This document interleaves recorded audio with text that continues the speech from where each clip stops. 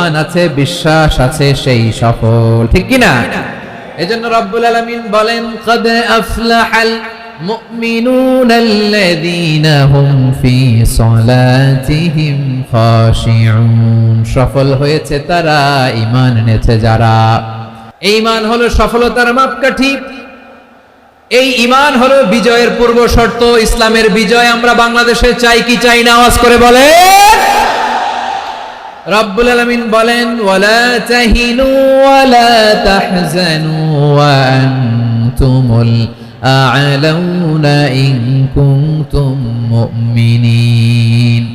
তোমরা চিন্তিত হয়ো না, ভেঙে পড়ো না, হতাশ হয়ো না, চিন্তিত হয়ো না, তোমাদেরই বিজয় হবে যদি তোমরা মুমিন হও। ঠিক কিনা বলেন? আপনারা কি অত্যাচার, আযাব, জুলুম দেখে ভয় পান? হ্যাঁ, নবীদের উপর অত্যাচার ছিল কি ছিল না? সাহাবাদের উপর ছিল কি ছিল না? এজন্য কোনো অত্যাচার, হুমকি, দামকি, জেল, জরিমানা মুমিনকে তার ঈমানের রাস্তা থেকে এক বিন্দু পরিমাণ পেছনে হটাতে পারে না। চিল্লায় বলো ঠিক কি না? আমরা জেনে বুঝেই এই রাস্তায় এসেছি, এই রাস্তা থেকে আমাদেরকে কেউ পেছনে সরাতে পারবে না। চিৎকার করে বলেন ঠিক কি না? আল্লাহ আমাদেরকে সুসংবাদ দেন, ওয়ালা তাহিনু ওয়ালা তাহজানু ওয়া আনতুমুল আ'লাউনা ইন কুনতুম মুমিনিন। হতাশ হয়ো না, নিরাশ হয়ো না, ভেঙে পড়ো না, তোমাদেরই বিজয় হবে যদি তোমরা মুমিন হও। এজন্য ঈমানের পথে আমরা থাকতে চাই কি চাই না? ঈমানের পথে অবিচল থেকে আমার মরণ যেন হয়। সবাই পড়েন আমিন। ঈমানের পথে অবিচল থেকে আমার মরণ যেন হয়। তোমারই কাছে মিনতি আমার, তোমারই কাছে মিনতি আমার, মহামহিম দয়াময়।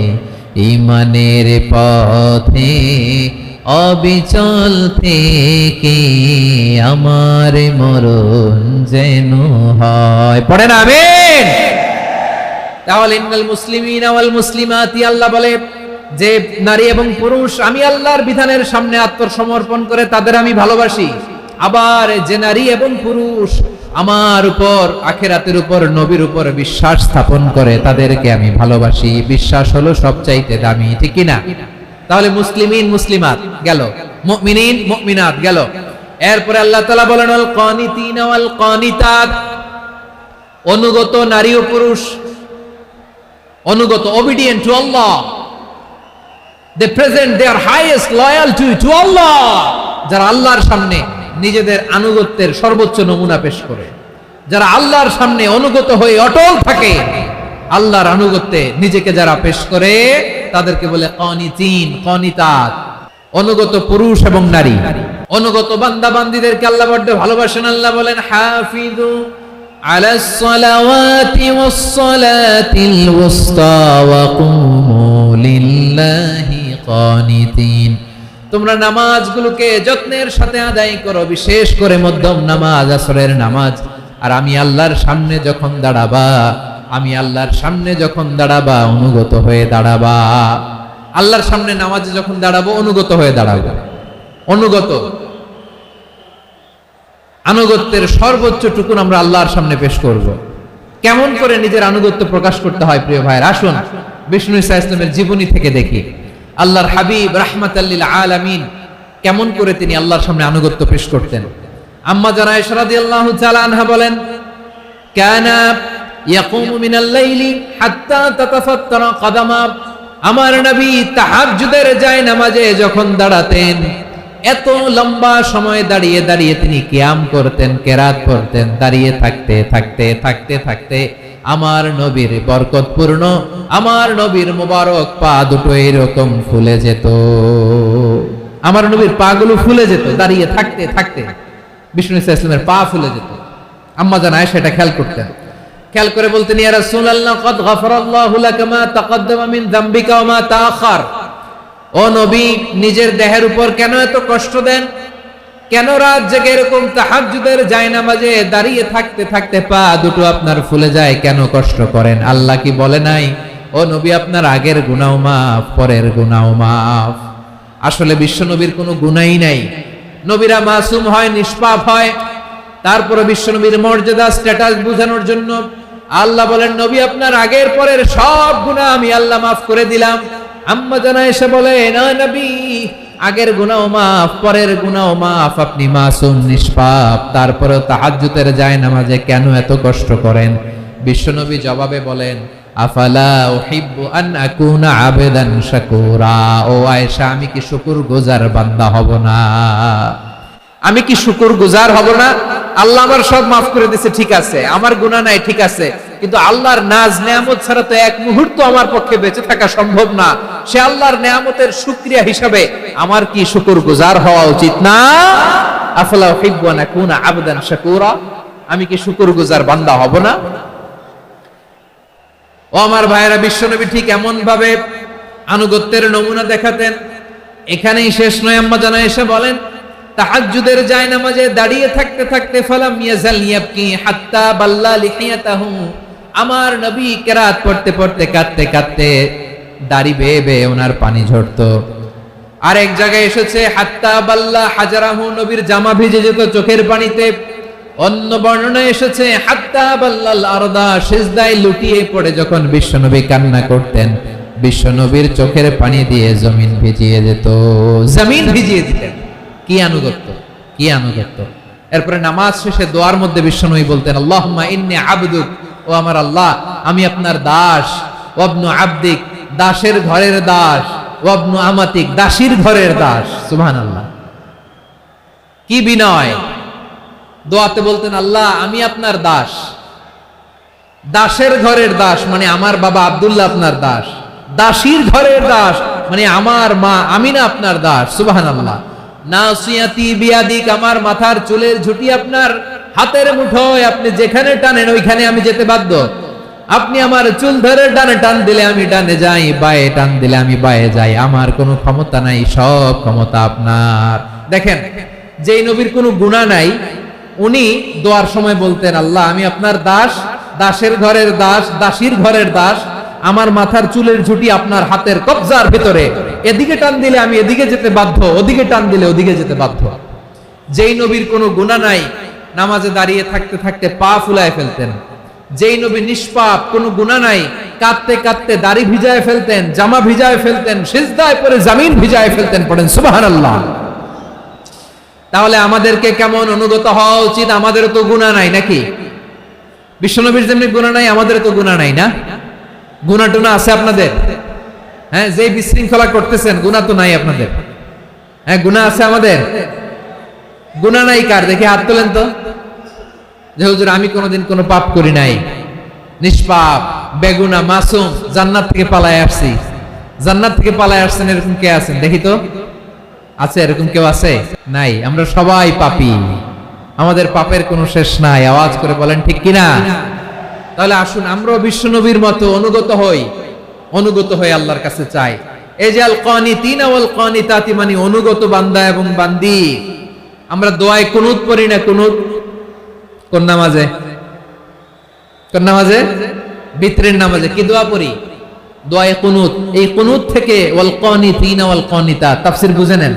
কুনুত থেকে কানিতিনা ওয়াল কানিতাত। তাহলে দোয়ায়ে কুনুত হচ্ছে বিনীত হয়ে অনুগত হয়ে আল্লাহর কাছে চাওয়া। আমরা তখন দাঁড়িয়ে বলি আল্লাহুম্মা ইয়্যাকা না'বুদু ওয়া লাকা নুসাল্লি ওয়া নাসজুদ ওয়া ইলাইকা নাসআ ওয়া নাহফিদ নারজু রাহমাতাকা ওয়া নাখশা আযাবাকা ইন্না আযাবাকাল জিদ্দা বিল কুফফারি মুলহিক।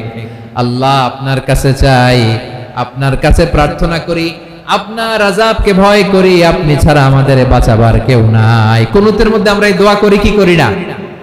অনুগত হয়ে এই দোয়া করি। যারা রমজানের শেষ দশকে মক্কা শরীফে থেকেছেন তারা শেখ আব্দুর রহমান সুদাইসের কুনুত পেয়েছেন। যারা পেয়েছেন অথবা কেউ টিভিতে ভিডিওতে দেখেছেন, শেখ আব্দুর রহমান সুদাইস 27-এর আলোচনায় 45 মিনিট থেকে 1 ঘন্টা দোয়ায় কুনুত পড়ে। কতক্ষণ? আল্লাহুম্মা হদিনা ফিমান হাদাইত وعافنا فيمن عافيت وتولنا فيمن توليت وبارك لنا فيما أعطيت وقنا واصرف عنا برحمتك شر ما قضيت فإنك تقضي بالحق ولا يقضى عليك। এমন ভাবে হেরেম শরীফে মক্কায় শায়েখ আব্দুর রহমান আস-সুদাইস দাঁড়িয়ে হাত তুলে লক্ষ লক্ষ উমরা পালনকারীদেরকে নিয়ে এক মুনাজাত ধরে কাঁদতে কাঁদতে মানুষ বেহুশ হয়ে যায়। দোয়ার কথা শুনে গায়ের লোম খাড়া হয়ে যায়, হৃদয় বিগলিত হয়ে যায়, চোখ দিয়ে দার দার করে পানি নামতে থাকে। 27 রাতে মক্কায় শায়েখ আব্দুর রহমান আস-সুদাইসের দোয়ায় কুনুত যদি শুনেন, অনুগত হয়ে আল্লাহর কাছে চাওয়াকে বলে কুনুত। আল্লাহ বলেন আল কানিতিনা ওয়াল কানিতাতি, অনুগত বান্দাদেরকে আমি পছন্দ করি। আমার 3 নাম্বার পছন্দনীয় বান্দা হলো অনুগত নারী ও পুরুষ। সুবহানাল্লাহ পড়েন। 4 নম্বরে সাদিকিন সাদিকাত, সত্যবাদী নারী ও পুরুষ। সত্যবাদী নারী ও পুরুষ। ইসলাম আমাদেরকে সত্যবাদী হতে বলে। কি বলে? সত্যবাদী হতে বলে। মিথ্যা বলতে নিষেধ করে, কারণ মিথ্যা সবচেয়ে বড় পাপ, সব পাপের বাপ। সব পাপের বড় পাপ হচ্ছে মিথ্যা। একটা মিথ্যা বললে ওইটারে ঢাকতে আরো 10টা মিথ্যা বলা লাগে, ওইটারে গোজামিল দিতে আরো 30টা মিথ্যা বলা লাগে, কি লাগে না? আর কোনদিন মিথ্যা বলবেন? মিথ্যার সাথে আমাদের সম্পর্ক নাই। আওয়াজ করে বলেন, মিথ্যার সাথে আমাদের সম্পর্ক নাই। কিন্তু আমাদের সমাজে মিথ্যা আছে না নাই? হ্যাঁ, ময়মনসিংহবাসী মিথ্যা বলে না, সত্য বলে নাকি? মাশাআল্লাহ মাশাআল্লাহ। এখন মোবাইল ফোনের কারণে মিথ্যা আরো বেড়ে গেছে।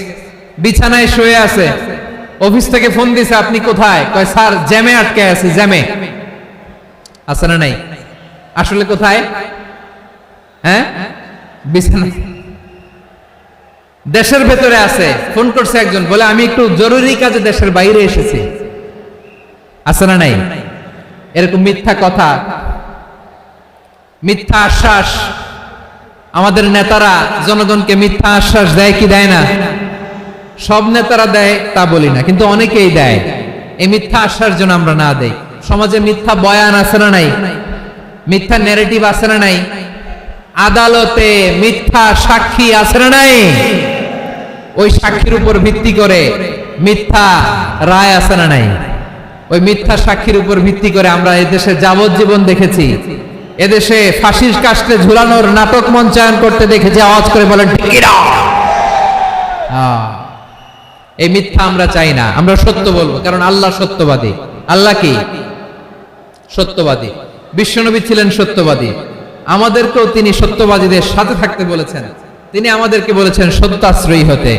রব্বুল আলামিন বলেন ওমান আসদাকু মিনাল্লাহি হাদিসা, আল্লাহর চাইতে সত্যবাদী আর কেউ আছে নাকি বলেন? আল্লাহর চাইতে বেশি সত্যবাদী কেউ আছে? নাই, নাই।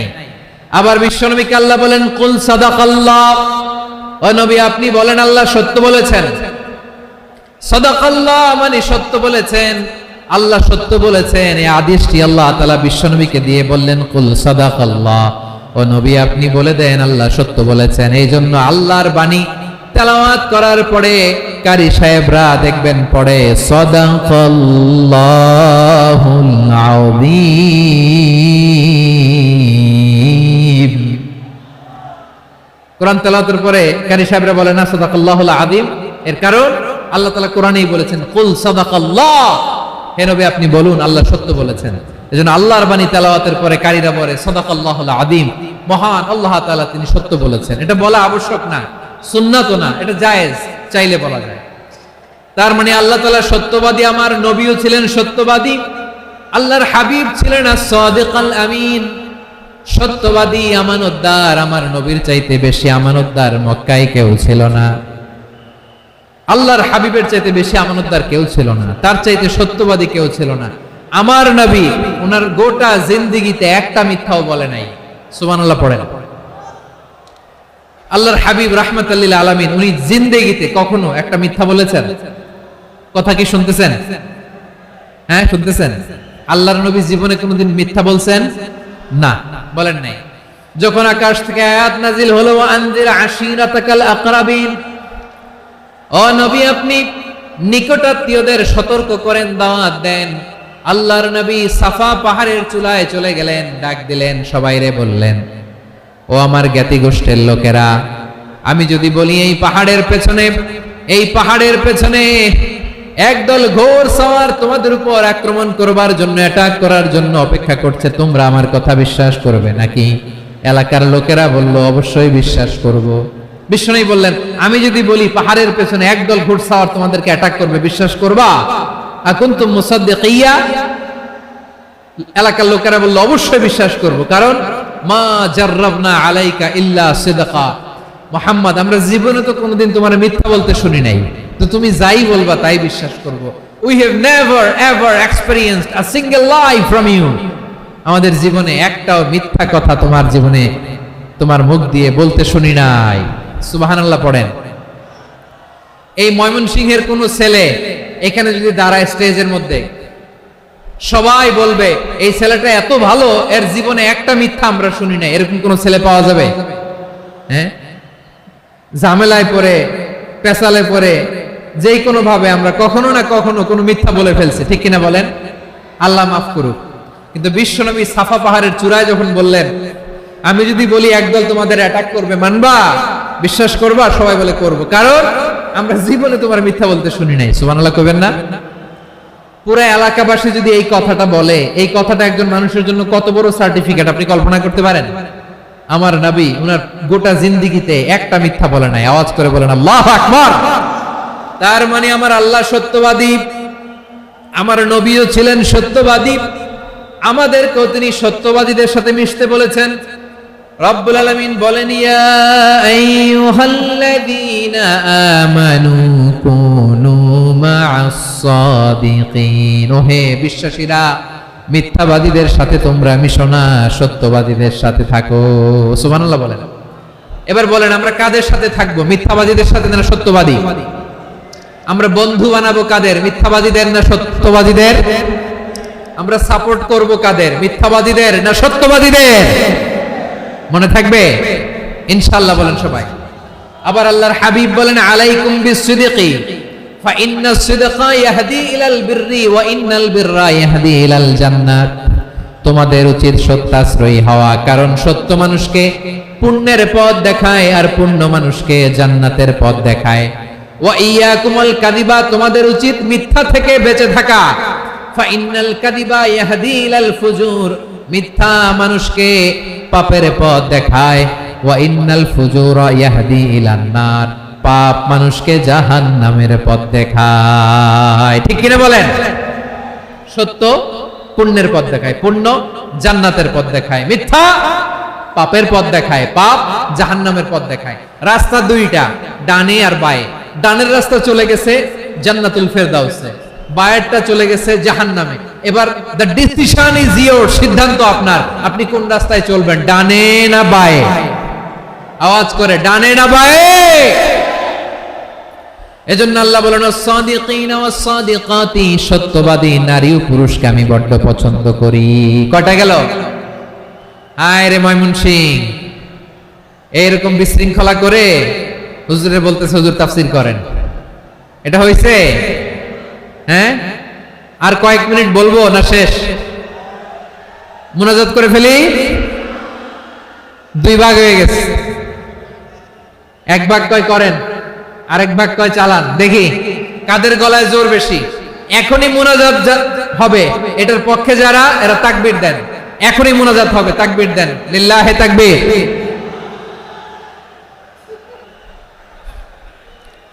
হুজুর আরো কয়েক মিনিট শুনতে চাই, এই কথার পক্ষে যারা, তারা তাকবীর দেন, লিল্লাহে তাকবীর। মাশাআল্লাহ। তাহলে আল্লাহর ওয়াস্তে কয়েক মিনিট কি একটু শান্ত থাকা যাবে? এখনই তো বিদায় নিব, এখনই তো বিদায় নিব, একটু শান্ত থাকা যাবে? মাশাআল্লাহ। চারটা চলে গেল। 5 নম্বরে আল্লাহ বললেন, ওয়াস-সাবিরিনা ওয়াস-সাবিরাতি, ধৈর্যশীল নারী এবং পুরুষদেরকে আমি পছন্দ করি। আল্লাহু আকবার। মুসলিমিনা মুসলিমাতি, মুমিনিনা মুমিনাতি, কানিতিনা কানিতাতি, সাদিকিনা সাদিকাতি। এবার আসছে সাবিরিনা সাবিরাত, ওয়াস-সাবিরিনা ওয়াস-সাবিরাত, ধৈর্যশীল। আমরা ধৈর্যশীল হতে চাই কি চাই না? আপনাদের ধৈর্য আছে? হ্যাঁ আছে? বিপদে ধৈর্য ধারণ করতে পারেন? আল্লাহ তাআলা তুমি আমার ভাইদেরকে ধৈর্য দাও, বলেন আমিন। ধৈর্য ধারণ করার শক্তি দাও গো মেহেরবান আমায়, দাও গো মেহেরবান। পড়েন আমিন।